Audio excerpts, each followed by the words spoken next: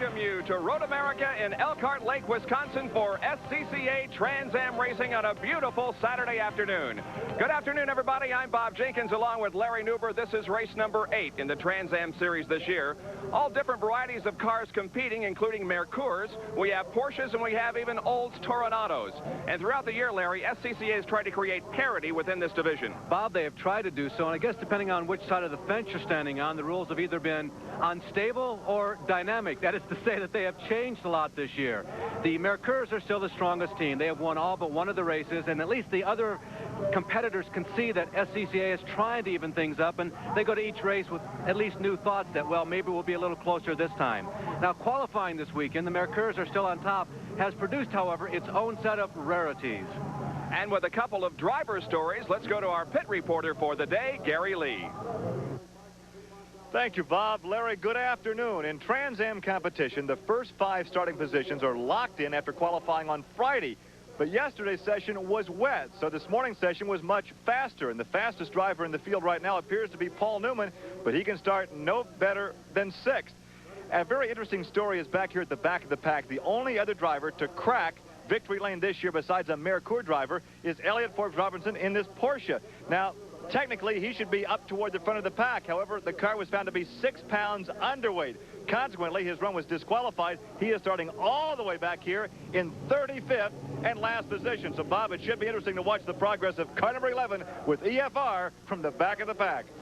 He's, of course, driving the Olivetti Porsche 944. And here's a starting lineup for this 100-mile race. On the front row will be Scott Pruitt in car number 2, his teammate Pete Halsmer alongside in number 3. In row number 2, Paul Gentilossi in number 81, that's a Tornado, and Jerry Thompson in car 77, a Beretta. In row number 3 will be Dick Danielson driving car number 65, a Somerset, alongside Paul Newman in number 33, that's a Nissan 300ZX. The 4th row, number 8, Les Lindley, and 42, Bruce Jenner. Going to row number 5, it's Irv Hare in 71 and Jim DerHaag in 40. In row number 6, Deborah Gregg will drive car number 4 and Bill Doyle, 53. In the 7th row, Bruce Nesbitt in number 50 and Jim Fitzgerald in car number 38. In row number 8, car 13, Gary Fouch and 99, Mark Peelsticker. In the 9th row, Larry Park in car 79 and Rick Dittman in 24. The 10th row consists of Dwayne Smith and Bob Sobey. In row number 11, it'll be Russ Newman and Jerry Clinton. In row number 12, Craig Schaefer and Michael Kehoe. Going in row number 13 will be Del Russo Taylor and Breach Kaufman. In the 14th row, Donald Sack and Tim Taylor. Row number 15 consists of John Schneider and Chip Boatwright. In the 16th row will be Ron Deppert and Jerry Dunbar. Row number 17 consists of Philip Bartelt and Jim Kidd, and all alone in row number 18 will be Elliott Forbes Robinson in the number 11 Porsche 944. So we'll be back with the start of our 100-mile Trans Am race from Road America and Elkhart Lake, Wisconsin, right after these messages.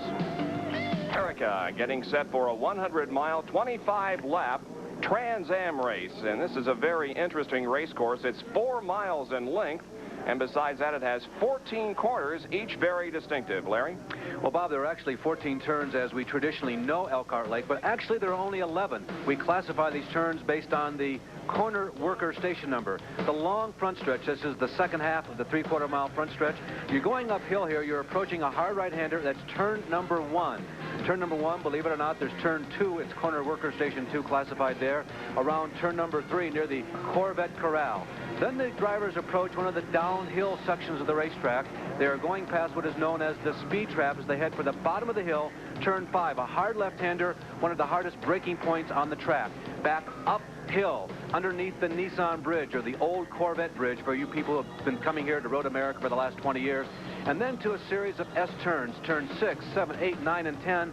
The crews tell us that is perhaps the most critical point on this racetrack because there's a lot of rapid accelerations or rapid deceleration. You have to move around the carousel. You're headed toward the kink, the fastest part of the racetrack. The speeds of the Trans Am cars will reach about 170 miles per hour before braking hard for a right-hander, turn 12, the Canada corner.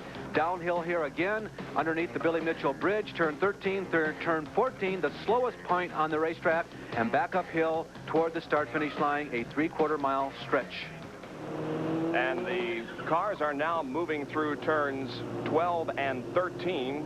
We'll be approaching the final corner of the course and then hopefully onto the straightaway to get a green flag. It wasn't until just a few minutes ago when the cars gridded here on the main stretch in front of us that we knew whether or not Paul Newman was going to be in this race. He had a crash earlier in the day, and they did get the car repaired in time, and he'll be starting from his assigned position in the 6th spot outside of row number 3. So we'll keep an eye on Paul Newman as he qualified at 106.94, and that is the fastest, but because they're using 2 qualifying sessions here, one from yesterday and one from today, he will start back in 6th. A marvelous variety of manufacturers. 11 others, I'll call them others, will take the Lincoln Mercury Mercurs to task. That is the goal in Trans Am racing, at least in 1987. How can anybody beat the Mercurs?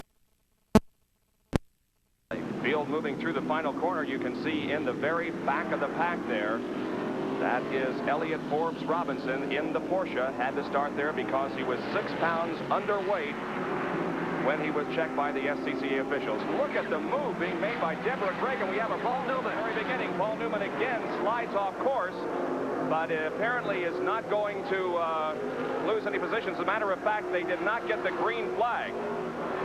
Very ragged start. No green flag. I guess EFR was really playing it smart, Bob. You saw him holding way back there. Newman apparently has some body damage, at least rubbing against one of the wheels. Paul is trying to pull off. He's going to try and turn around and get back to the pits. We're right near the exit to the pit area, but Paul Newman has had his problems today. It's been a real difficult Saturday for one P.L. Newman. It certainly has. Here is a replay of what happened. He got rear-ended, it looked like, and punted off course. May have made slight contact with the concrete barrier there on the straightaway, and obviously did damage to the car that is going to put him out of competition already. So Paul Newman sits along the main straightaway and appears to be out of today's SCCA Trans Am from Road America. Road America, the first attempt was involving an accident with Paul Newman, and they red flagged it. Let's go to the pit area. Gary Lee, who is with Paul Newman. It has been a very difficult, trying weekend for P.L. Newman. First, what happened just most recently? Well, I don't seem to be able to stay on the asphalt on this track. It's one of the great tracks here, and I don't know. I have terrible luck here. Were you booted from the rear? Oh, no. The engine went. Okay, let's go back to earlier today when you were fast in qualifications, and then we went off in the carousel. What happened then? Brain fade. I thought it was time to take a nap. I don't know, just general all-around stupidity. But the thing that's really shameful is these guys put the car back together again, and in 3 hours, never got a chance to see it run. So disappointed, but yet still a bit of wit from Paul Newman. So Paul watches this race from the pit area, and Phil Bartelt has also pulled in. So we have 33 cars that are set to take the green flag.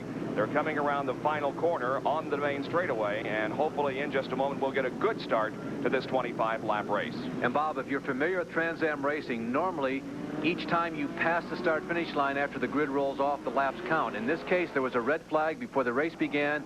We revert back to an original start. The cars have been topped off with fuel, and we will go 100 laps. And look at the move. Is that Les Lindley moving up? Yes, it is. He's going to fall into second position at the drop of the green flag, passing several cars. They go into turn number 1, and it's going to be Scott Pruitt in the lead with Les Lindley in second, and then Pete Halsmer. But a fine move by Les Lindley, grabbing second from his starting position of 7th. Lindley started, as you mentioned, Bob, in 7th position. He moved up 5 positions, and he is challenging the early leader, Scott Pruitt. Now, I have seen no scrambling around or no indications that SCCA considers that to be an unfair start. Les just got